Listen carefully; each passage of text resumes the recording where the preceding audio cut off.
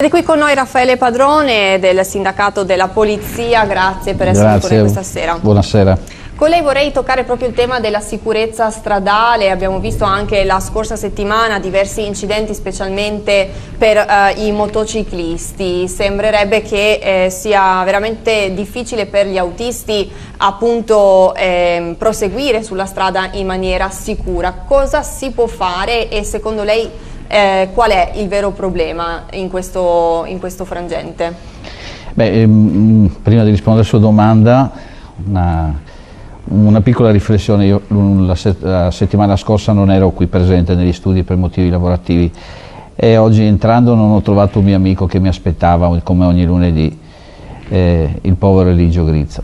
Lo voglio salutare ricordandolo che abbiamo passato tanti lunedì qui, l'assistente di studio che ci rimproverava ogni 2 minuti perché gridavamo, e oggi voglio fare anche gli auguri alla Doris perché per tanti motivi, uno in particolare per il suo compleanno ma anche per la sua famiglia che deve essere forte.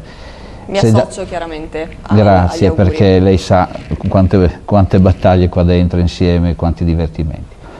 Grazie di questi 30 secondi. Rispondo alla domanda. Guardi, qua ci sono due discorsi da fare. Uno è quello tecnico che riguarda la Polizia di Stato, che riguarda purtroppo le gravi situazioni, se non peggiori di quelle della Questura di Pordenone, in cui versa veramente il personale della Polizia Stradale in Friuli Venezia Giulia. Io mi sto sentendo in questi giorni con il dirigente superiore della Polizia di Stato, dirigente del compartimento, il dottor Di Domenico, dirigente superiore, che tra le altre cose è impegnato anche con il Giro d'Italia, e con il suo braccio destro, il dottor Russo, per motivazioni d'ufficio. Ci stiamo sentendo e ogni volta che parliamo di queste cose, di personale, veramente non riusciamo a capire perché il Dipartimento non capisca la grave mancanza che c'è di personale, chiaramente anche nella specialità. Parlavamo di uffici, di sezioni della Polizia Stradale in Friuli Venezia Giulia, e abbiamo parlato anche chiaramente ovviamente di Pordenone, che è la mia provincia. Io dico, arrivati a questo punto, se non sono i cittadini a protestare, se la politica non è interessata a questa cosa, siano i cittadini a protestare, perché sono quelli che pagano sulla sicurezza, sono i contribuenti che pagano, e quindi io credo che il cittadino abbia diritto a un maggior controllo, perché, e qui entriamo nel secondo punto, potremo avere però una persona che quando si mette alla guida sia molto più attenta. Guardate che tanti di questi incidenti che sono successi ieri sono dovuti a distrazione, o in stato di ebbrezza. Abbiamo avuto anche a Porcia l'altra mattina una persona che esce dal bar, si mette alla guida in stato di ebbrezza, fa retromarcia, sfonda una vetrina di un noto negozio. Io credo che queste siano condizioni in cui ci facciano pensare, cioè allora, se abbiamo la polizia ma abbiamo le persone che sono scorrette, che utilizzano male il cellulare, che non utilizzano le cinture di sicurezza, che non rispettano i limiti di velocità nelle strade, allora viene da dire, vabbè, allora anche se abbiamo la polizia che controlla. Però è chiaro che se avessimo la polizia che controlla di più, e guardate che parlo di veramente gravi situazioni, da avere 1 o 2 macchine all'interno del Friuli Venezia Giulia durante le ore notturne. Io penso farebbe la differenza.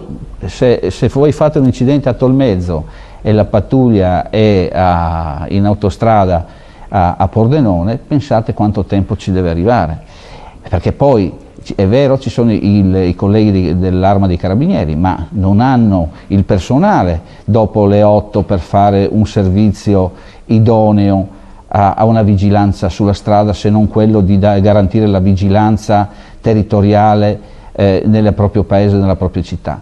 Quindi io credo che questi signori che sono lì, che prendono sicuramente più di me, più di lei e più di qualcuno che ci sta seguendo alla televisione, dovrebbero mettersi una mano sulla coscienza, ma glielo dico io quando se la metteranno, quando avranno bisogno della polizia. In quel momento si accorgeranno, oh, ma come mai ci avete impiegato tanto per arrivare? Perché vi avevo chiamato 10 minuti fa, vi avevo chiamato 20 minuti fa.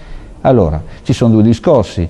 Uno è quello che io ho sempre combattuto, è questo numero NUE, questo famoso 112 che chiamiamo, che ogni volta dobbiamo spiegare 7 volte di cosa abbiamo bisogno e cos'è successo, e quindi una perdita di tempo. Secondo, io dico che quando si accorgeranno che le tempistiche di arrivo della pattuglia è così rallentata, forse cominceranno a capire. In chiusura le chiedo come va con il flusso dei profughi ucraini in queste ultime settimane?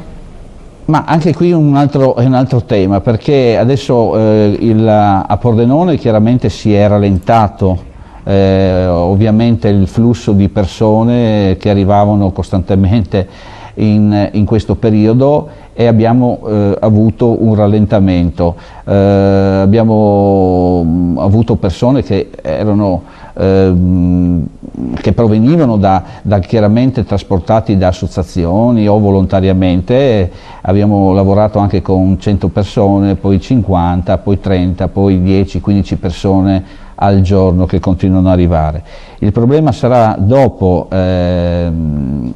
sarà credo fra qualche mese, quando, visto che in questo inverno passato gli americani hanno lasciato l'Afghanistan, noi ci troveremo, perché gli afghani stanno cominciando a uscire dal proprio paese, e poi per le condizioni avverse del tempo, chiaramente, visto che arrivano a piedi dall'Afghanistan e devono attraversare confini per arrivare in Italia, io credo che con l'estate o quasi fine dell'estate cominceremo ad avere un altro problema. Guardi, io glielo dico oggi, che siamo a maggio, siamo il 16 maggio, ricordatelo, vedrete che cominceranno ad arrivare anche questi signori, perché poi ci sarà da discutere nuovamente, lo faremo sicuramente, certo, con i confini della rotta balcanica, no? Perché poi sapete benissimo, ve l'ho già detto, gli sloveni ci lasciano passare queste persone, arrivano in Italia,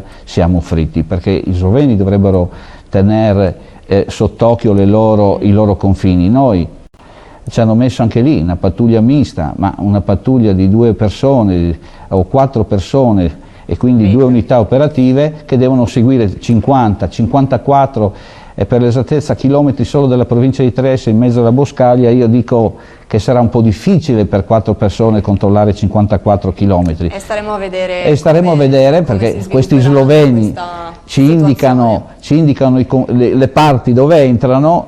Qualcuno ci ha messo pure le telecamere, ho sempre detto, cornuti e mazziati, perché così li vediamo meglio quando entrano.